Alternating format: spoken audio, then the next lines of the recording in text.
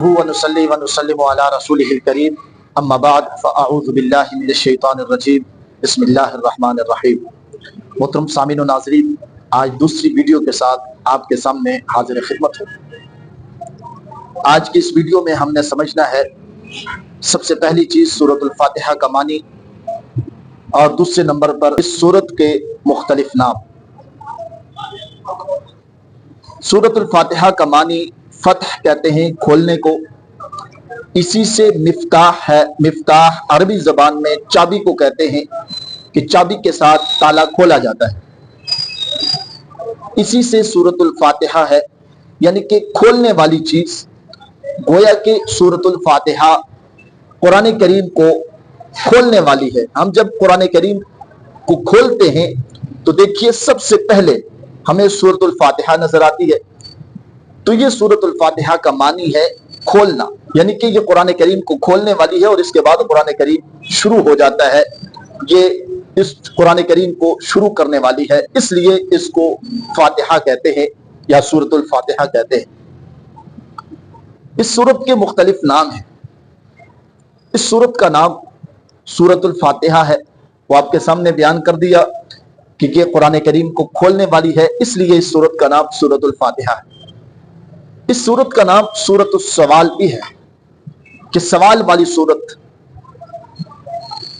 سوال والی سورت یہ کیسے ہے، آپ کو میں یہ تفصیل سے سمجھا دیتا ہوں کہ جب انسان کسی سے جا کے سوال کرتا ہے، کسی سے کوئی چیز مانگتا ہے، کسی کے سامنے اپنی عاجزی کا اظہار کرتا ہے، کوئی چیز اس سے مانگتا ہے، سوال کرتا ہے، تو سب سے پہلے اس کی تعریف کرتا ہے کہ تیرے اندر یہ خوبیاں ہیں، تو اتنا سخی ہے، تو اتنا اچھا ہے، ہر اعتبار سے اس کی تعریف کرتا ہے۔ تو اللہ تعالیٰ نے قرآن کریم میں اس سورۃ الفاتحہ میں سب سے پہلے اپنی تعریفات بیان کی ہیں۔ آپ دیکھیں، الحمدللہ رب العالمین، تمام تعریفیں رب العالمین کی ہیں جو جہانوں کا پالنے والا ہے۔ الرحمن الرحیم، نہایت ہی مہربان اور نہایت ہی رحم کرنے والا ہے۔ مالک یوم الدین، جزا کے دن کا مالک ہے۔ تو یہ اللہ تعالیٰ کی شروع میں ہم تعریف کرتے ہیں۔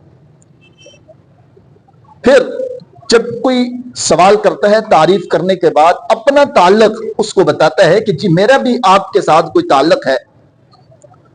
یہ دنیا کی ایک مثال آپ کے سامنے پیش کرتا ہوں کہ کسی سے کوئی چیز مانگنے کے لیے ہم جاتے ہیں، سب سے پہلے اس کی تعریف کرتے ہیں، اس کی خوبیوں کو بیان کرتے ہیں، اور اس کے بعد اپنا تعلق اس کو بتاتے ہیں کہ میں آپ کا محلے دار ہوں، آپ کے زیر سایہ ہوں، آپ کا رشتہ دار ہوں، اور آپ کی میرے اوپر بہت ساری شفقتیں ہیں۔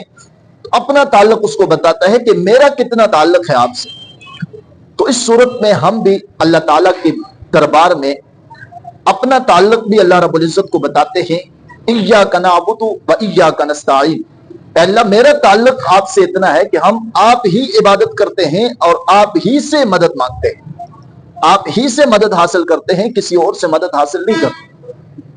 جب یہ دو چیزیں ہو جاتی ہیں اور اس کے بعد اپنی عاجزی کا اظہار کر کے پھر اس سے سوال کیا جاتا ہے، اور اللہ رب العزت سے بھی ہم سوال کرتے ہیں اہدنا الصراط المستقیم، کہ اللہ ہمیں سیدھا راستہ دکھا۔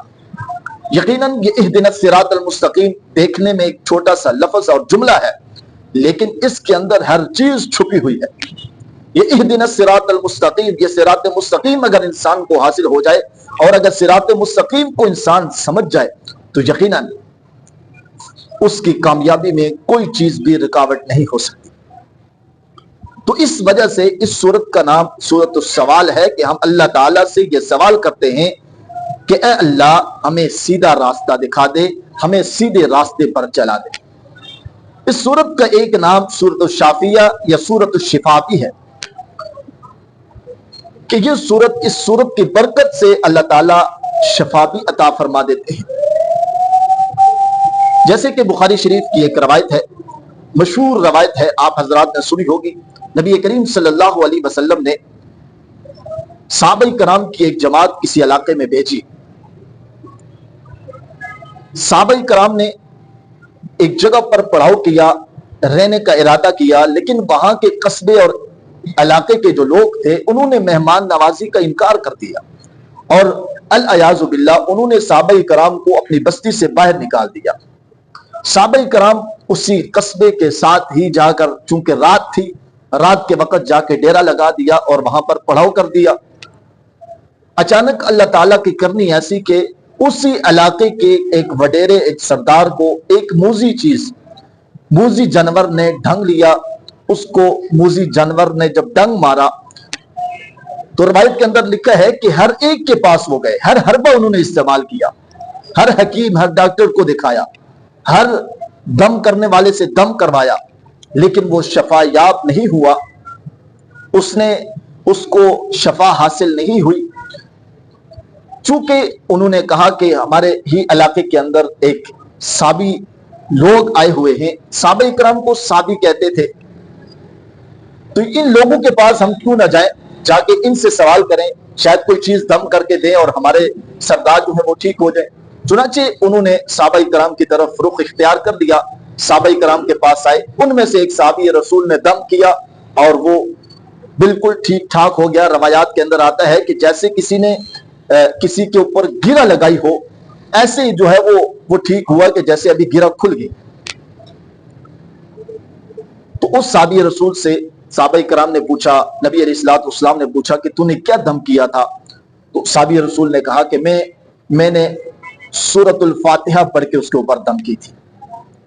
तो इस वजह से इस सूरत को सूरतुल फातिहा भी कहते हैं। बाकी भी रवायात के अंदर आता है कि नबी करीम सल्लल्लाहु अलैहि वसल्लम को जब सर का दर्द होता तो नबी करीम सल्लल्लाहु अलैहि वसल्लम भी हजरत अम्मी आयशा रज़ी अल्लाह ताला अन्हा या अज़वाज मुतहहारात में से किसी एक को ये कह देते कि सूरतुल फातिहा पढ़ के मेरे ऊपर दम कर लीजिए। तो ये नबी करीम सल्लल्लाहु अलैहि वसल्लम का मामूल भी था, इसलिए इसको सूरत शिफा भी कहते हैं। तो आज की इस वीडियो में हमने समझा है सूरतुल फातिहा का मानी। सूरतुल फातिहा के 3 नाम, एक सूरतुल फातिहा, एक सूरतुस सवाल और एक सूरतुल शिफा। करता हूं कि आप इस वीडियो से और इस पैगाम से जरूर मुस्तफीद होंगे। इस वीडियो के मुताल्लिक अगर किसी का कोई सवाल हो तो वो भी पूछ सकता है कमेंट के अंदर, इंशाअल्लाह अगली वीडियो में उसका भी जवाब दिया जाएगा। अल्लाह ताला से दुआ है कि हमें कुरान करीम को समझने की, समझकर अमल करने की तौफीक अता फरमाए। जज़ाकल्लाहु खैरन फिद दारैन।